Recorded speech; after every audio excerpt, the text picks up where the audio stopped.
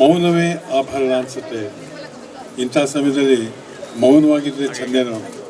ಯಾಕಂದರೆ ಹೃದಯಕ್ಕೆ ಮುಟ್ಟುವಂಥ ಮಾತಾಡಿದರೆ ಹೃದಯ ತಜ್ಞರು. ಅದು ಮಾತಾಗಿಂತ ಬರಲಿಲ್ಲ, ಅವ್ರ ಹೃದಯದಿಂದ ಬಂದಿದೆ. ಎಷ್ಟು ಚೆನ್ನಾಗಿ ಹೇಳ್ತಾಯಿದ್ರು, ಎಷ್ಟು ಚೆನ್ನಾಗಿ ಹೇಳ್ತಾಯಿದ್ರು.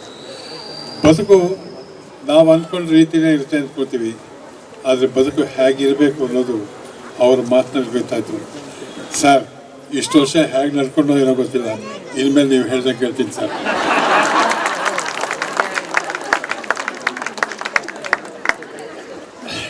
ಯಾಕೆಂದರೆ ಇದು ನನ್ನ ಕುಟುಂಬ. ನೀವೇ ಹೇಳಿದ್ರಿ ಫಾಲ್ಕನ್ ಸಿಟಿ ನಮ್ಮ ಕುಟುಂಬ ಅಂತ. ನಮ್ಮ ಕುಟುಂಬ ಅಂದಾಗ ಅಲ್ಲಿ ನಾವು ಏನೇನು ಬೇಕಾದ್ರೂ ಮಾತಾಡ್ಬೋದು ಅಂದ್ಕೊಂಡು ಮಾತಾಡ್ತಿರ್ತೀವಿ. ಸಾಮಾನ್ಯವಾಗಿ ಯಾವುದೇ ಫಂಕ್ಷನ್ಗೆ ಹೋದರೂ ಅದೇ ಥರ ಮಾತಾಡ್ತಿರ್ತೀನಿ. ಆದರೆ ಇವತ್ತು ನೀವು ಒಂದು ಒಳ್ಳೆಯ ಪಾಠ ಕಲಿಸಿದ್ರಿ ಸರ್. ಮಾತಾಡಿದ್ರೆ ಹೃದಯದಿಂದ ಬರಬೇಕು, ಅಂಥ ಮಾತು ಆಡು ಅಂತ. ಇಲ್ಲದ್ರೆ ಸುಮ್ಮನೆ ನಾವು ಮಾತಾಡ್ತೀವಿ, ನಮಗೋಸ್ಕರ ಚಪಾತಿ ಬರುತ್ತೆ ಅನ್ನೋದಕ್ಕೆ ಮಾತಾಡಬೇಕಾಗುತ್ತೆ. ಮಾತಲ್ಲ ಅದು, ಭಾಷಣ ಅಲ್ಲ, ಹೃದಯ ಮುಟ್ಟಬೇಕು ಅಂತಾರೆ. ಆ ಹೃದಯ ಮುಟ್ಟೋ ಹಾಗೆ ಮಾತಾಡೋಂಥ ಇಂಥ ಒಳ್ಳೆ ಮಾತುಗಳೇ ಹೇಳಿದ್ದಾರೆ ಡಾಕ್ಟರ್ ಮಂಜುನಾಥ್. ಅದು ಬಹುಶಃ ನಾನು ಈ ಫಾಲ್ಕನ್ ಸಿಟಿಗೆ ಬರುವಾಗ ನಂಗೆ ಹೇಳಿದರು, ನನ್ನ ಫ್ರೆಂಡ್ಸ್ ಇಲ್ಲಿ ಕರೆದವರೆಲ್ಲರೂ ಹೇಳಿದರು, ಸರ್ ನಿಮ್ಮ ಹಾಡುಗಳು ಹಾಡ್ತೀವಿ, ನಿಮ್ಮ ಇದಾಯ್ತು, ತುಂಬ ಚೆನ್ನಾಗಿ ಹಾಡಿದ್ರು.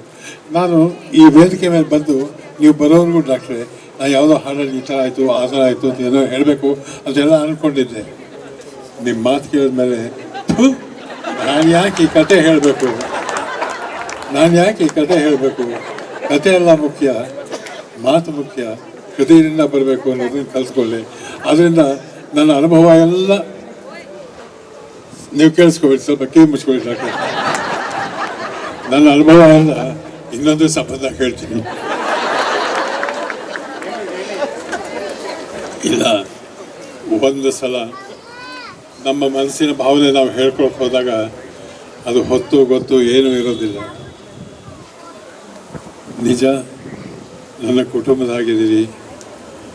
ಇಲ್ಲಿ ಬಂದಾಗ ನಿಮ್ಮ ಜೊತೆ ಇದ್ದಾಗ ನೀವು ಮಾತಾಡ್ಸಿದ ರೀತಿ, ನೀವು ನಡ್ಕೊಂಡ ರೀತಿ ಎಲ್ಲ ಸ್ನೇಹ ನೋಡಿದಾಗ ನಾನು ಒಂದು ಹಾಡು ಜ್ಞಾಪಕ ಬಂತು.